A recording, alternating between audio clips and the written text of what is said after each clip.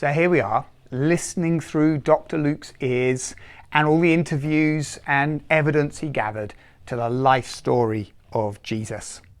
And if you read through Luke chapter 13, it makes fabulous reading. In fact, just earlier, before our passage, we're going to be in sentence 22 to 30, Jesus has literally humiliated, we're told, the Pharisees when he comes into their domain on the Sabbath day and heals someone in spectacular fashion.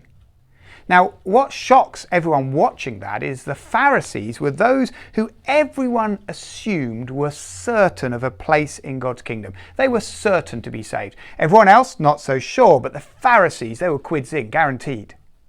And so by chapter 13:23, it's no wonder someone comes up to him and says, "Lord, are only a few people going to be saved?"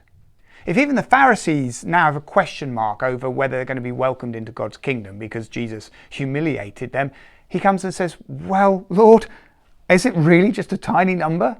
Is it a real handful who are going to be saved?" Well, Jesus does answer his question, and the answer gives us incredible hope.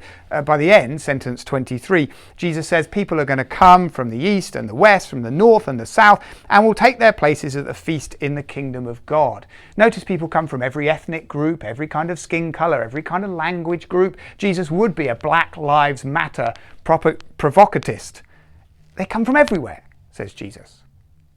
But before he answers the man's question, he turns the question round.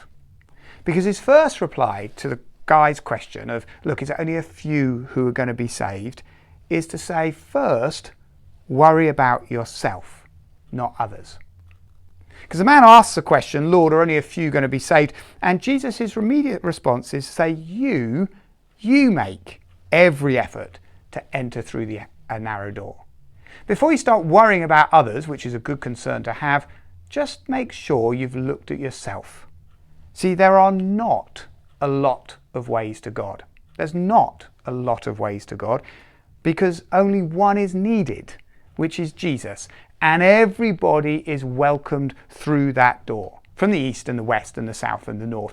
Everyone can come through that one door, but there is only one door available.